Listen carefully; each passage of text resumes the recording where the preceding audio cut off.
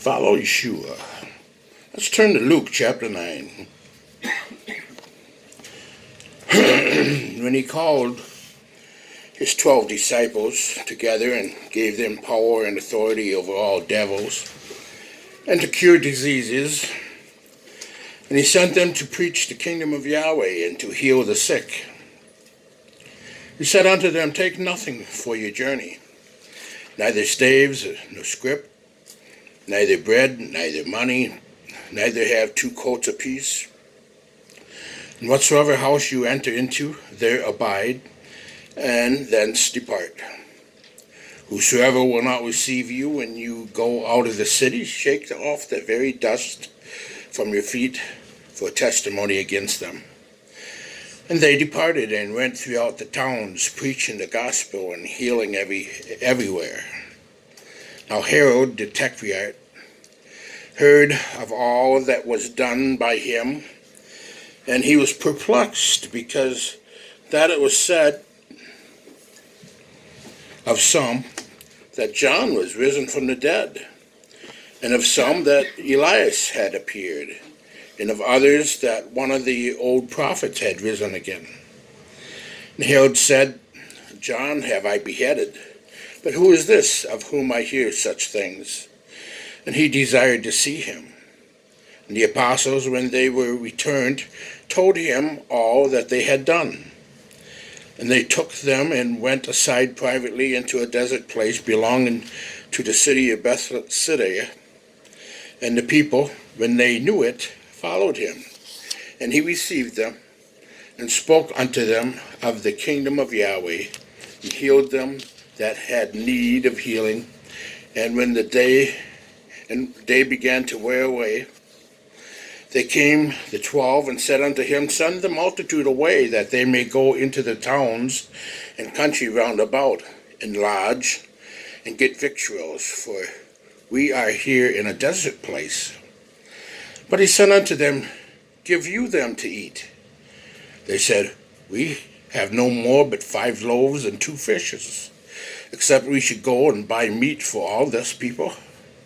For they were about 5,000 men. That's not including the women. And he said to his disciples, Make them sit down by 50s in a company. And they did so, and made them all sit down. Then he took the 5 loaves and the 2 fishes, and looked up to heaven. He blessed them, and broke, and gave to the disciples to set before the multitude. And they did eat, and were all filled, and there was taken up of fragments that remained to them 12 baskets. It came to pass, as he was alone praying, his disciples were with him. And he asked them, saying, Whom say the people that I am? They answered and said, John the Baptist, but some say Elias, and others say that one of the old prophets is risen again. He said unto them, But whom say you that I am? And Peter answered and said, The Messiah of Yahweh.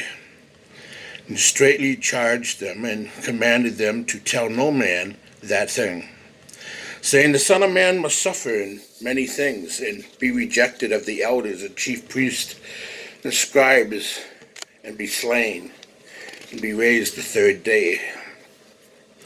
And he said to them all, If any man will come after me, let him deny himself and take up his stake, and follow me. For whosoever shall save his life shall lose it, but whomsoever shall lose his life for my sake, the same shall save it. For what is a man advantage, if he gain the whole world, and lose himself, or be cast away? For whosoever shall be ashamed of me and of my words, of him shall the Son of Man be ashamed, when he shall come in his own glory, and in his Father's, and of the holy angels. But I tell you a truth, there be some standing here which shall not taste of death, till they see the kingdom of Yahweh. And it came to pass about 8 days after these sayings, he took Peter and John and James, and went up into a mountain to pray. And as he prayed, the fashion of his countenance was altered. His raiment was white and glistening.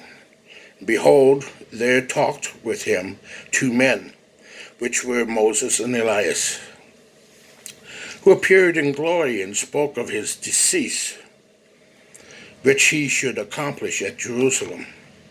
But, but Peter and they that were with him were heavy with sleep. And when they were awake, they saw his glory, and the 2 men that stood with him. And it came to pass, as they departed from him, Peter said unto Yahshua, Master, it is good for us to be here. And let us make 3 tabernacles, one for you, and one for Moses, and one for Elias. Not knowing what he said. While he thus spoke, there came a cloud and overshadowed them, and they feared as they entered into the cloud. There came a voice out of the cloud saying, This is my beloved Son, hear him. When the voice was past, Yahshua was found alone, and they kept it close, and told no man in those days any of those things which they had seen. And it came to pass that on the next day, when they were come down from the hill, much of the people met him. And behold, a man of the company cried out, saying, Master, I beseech thee, look upon my son, for he is my only child. And lo, a spirit takes him, and he suddenly cries out, and it tears him that he foams again, and bruise him hardly departing from him. And I besought thy disciples to cast him out, and they could not. And Yahshua answered and said, O faithless and perverse generations, how long shall I be with you and suffer you? Bring thy son here. And as he was yet a-coming, the devil threw him down and tear him. And Yahshua rebuked the unclean spirit and healed the child and delivered him again to his father. And they were all amazed at the mighty power of Yahweh. But while they wondered, every one at all things which Yahshua did, he said unto his disciples, Let these sayings sink down into your ears, for the Son of Man shall be delivered into the hands of men. But they understood not this saying, and it was hid from them, that they perceived it not. And they feared to ask him of that saying. Then there arose a reasoning among them, which of them should be greatest. And Yahshua, perceiving the thought of their hearts, took a child and set him by him. And he said unto them, Whosoever shall receive this child in my name receives me. Whosoever shall receive me receives him that sent me. For he that is least among you all, the same shall be great. And John answered and said, Master, we saw one casting out devils in thy name, and we forbade him, because he follows not with us. And Yahshua said unto him, Forbid him not, for he that is not against us is for us. And it came to pass, and the time was come that he should be received up. He steadfastly set his face to go to Jerusalem, and sent messengers before his face, and they went and entered into the village of the Samaritans, to make ready for him. And they did not receive him, because his face was as though he would go to Jerusalem. And when his disciples James and John saw this, they said, Master, wilt thou that we command fire to come down from heaven and consume them, even as Elias did? But he turned and rebuked them and said, You know not what manner of spirit you are of. For the Son of Man is not come to destroy men's lives, but to save them. And they went to another village. And it came to pass that as they went in the way, a certain man said to him, Master, I will follow thee wheresoever thou goest. And Yahshua said unto him, Foxes have holes, birds of the air have nests, but the Son of Man has not where to lay his head. And he said unto another, Follow me. But he said, Master, suffer me first to go and bury my father. Yahshua said unto him, Let the dead bury their dead, but go thou and preach the kingdom of Yahweh. Another also said, Master, I will follow thee, but let me first go and bid them farewell. which are at home at my house. And Yahshua said unto him, No man, having put his hand to the plow, and looking back, is fit for the kingdom of Yahweh. What does the call to follow Yahshua mean to you? Is it something you heard a long time ago and that's now faded away as the years have gone by? Or is it something that you hear afresh every day? Today we're going to look at the passages from Luke's Gospel where the call to follow Yahshua rings out loud and clear, and we will see a number of different responses to that call. In Luke 9 verse 51, and it came to pass when the time was come that he should be received up, he steadfastly set his face to go to Jerusalem. Yahshua had a clear sense of his purpose on earth. He knew that his time was short, that it wouldn't be long before his work was complete. He also knew that his work would come to its fulfillment in Jerusalem. The NIV says he resolutely set out for Jerusalem. There's an intentionality there that's expressed quite strongly. He's going to Jerusalem to fulfill Yahweh's plan for him and for all humanity. And as he starts off, he approaches a Samaritan village, and so he sends messengers ahead to prepare for the way for him. No doubt they tell the people that Yahshua is planning to stay there on his way to Jerusalem. Now, if you know anything about the relationships between the Jews and the Samaritans at this point in history, you will realize that this was a very gracious thing for Yahshua to do. You see, what he was doing was including the Samaritans in his mission. He might well have bypassed them, but no, he sets out to stay with them, to include them in the fulfillment of Yahweh's plan of salvation. But what was their response? They reject him. They don't want to be part of anyone who set their face to go to Jerusalem. So here we see the first type of response to Yahshua's call to follow him, to join him on the way to the stake. One response of people to call of Yahshua is rejection. But not only do we see that, but we also see a danger of rejection. The danger of rejection isn't what James and John, the sons of thunder, had in mind. It isn't that Yahweh will strike us down on the spot. It's more subtle than that.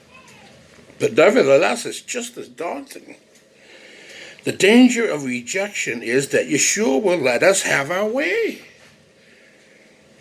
He never forces us to accept him.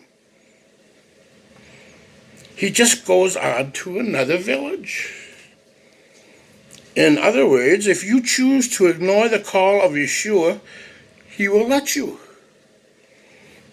It's a bit scary. It's a bit like the child who throws a tantrum. Some parents have learned that the best way to deal with a tantrum is to walk out of the room. Because when the child realizes their bluff has been called, they stop screaming. The aim of the tantrum is to get the parent to try harder to please the child. But if the child is left to scream without an audience, they soon give up. Well, it's a bit more serious when it comes to Yahshua's call. Those who reject Yahshua find themselves like that child, left alone. But what a terrible thing it must be to find yourself ignored by the living Elohim. Left to your own devices, without Yahweh to call on when you find yourself in trouble. But that's what happens here. We are told that they went to another village. So Yahshua moves on, and as he's walking down the road, someone comes up to him and says, "I'll follow you wherever you go." Here's someone who recognizes Yahshua as a great leader and who wants to follow him. But the only trouble is, he hasn't really thought about what following Yahshua entails, and he is almost as flippant about the comment. A superficial desire to be in on the excitement of Yeshua's mission without first considering the cost of the commitment. Yeshua doesn't want superficial commitment. He wants deep commitment based on a clear understanding of what following him entails. He says, "Foxes have holes, birds of the air have nests, but the Son of Man has nowhere to lay his head." Elsewhere, he tells his followers that to follow him entails taking up their stake. That's being ready to die for Yeshua's sake. The call to follow Yeshua isn't an easy thing. It involves being at odds with the world, possibly at the cost of our own lives. But just because Yeshua rebukes this man doesn't mean he doesn't want people to follow him. Because he then turns to another man and says, "Follow me." This man understands what Yeshua is asking, but he asks that he first be allowed to go bury his father. He's asking if he can leave the decision to later, when his father died and he no longer has that family responsibility. But Yeshua says, no, this is a call that takes first priority. The priority of commitment to Yeshua overrides even the priority of caring for your father. How many people are there who use their responsibility to their family as an excuse for not serving Yahweh with all their heart and soul and strength? How many people are there who use family responsibilities as an excuse for not worshiping regularly with Yahweh's people? As an excuse for remaining fringe members of a congregation rather than active core members. But Yeshua says, "Let the dead bury their own dead. But as for you, go and proclaim the kingdom of Yahweh." The priority of commitment to Yeshua comes about not just because Yeshua is master of all, though that's a good start. It also comes about because people are dying. When he talks of the dead burying the dead, he's saying those who haven't heard the gospel are as good as dead. They need the gospel to bring them back to life. And what's the point of caring for your father if, in the end, he suffers eternal death? It's much better way to care for him is to proclaim the kingdom of Yahweh to him, to tell him of Yeshua's offer of forgiveness and new life. The same applies to our next-door neighbors, our brothers and sisters, our cousins and nephews and nieces, telling them the good news of Yeshua is by far the best way to care for them. And finally, another person comes up to Yeshua and says, "I will follow you, Master, but let me first say farewell to those at my home."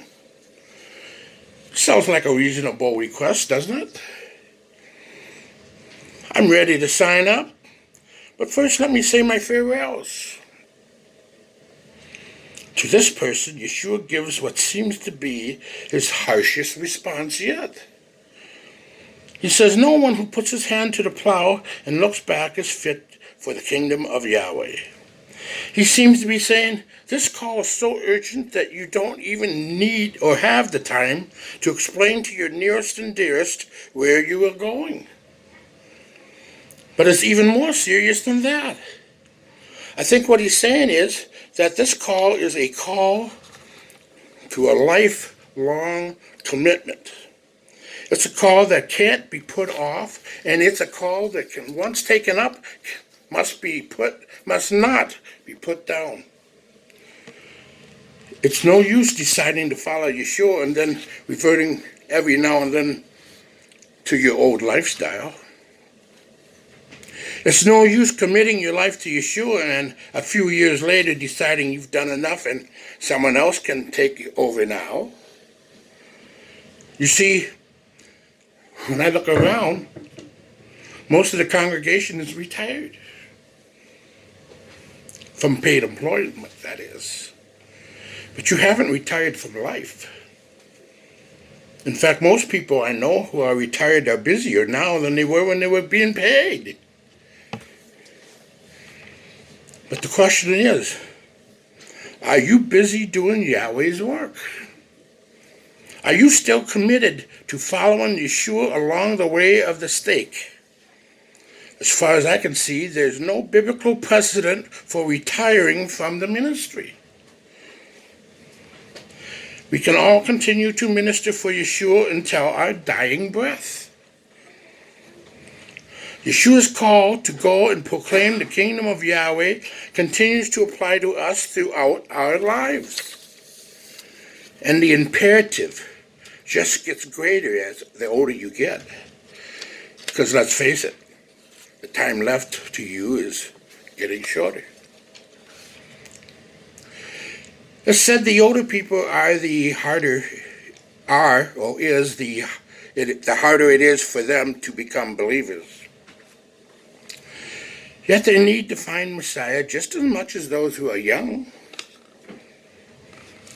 And who are these people they're most likely to hear about Yahshua from? It's those in their own age group with whom they mix.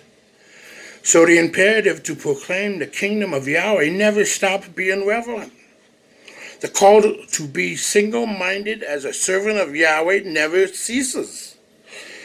Yeshua's words maintain their relevance throughout our lives. No one who puts a hand to the plow and looks back is fit for the kingdom of Yahweh. So how are you responding to Yahweh's call at this point in your life? You might be one who is rejecting his call to commitment, one who is just going through the motions of congregation membership. If that's the case, then heed the warning of this message.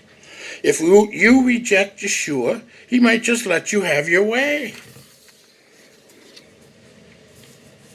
Are you one who hasn't really thought through the cost of commitment?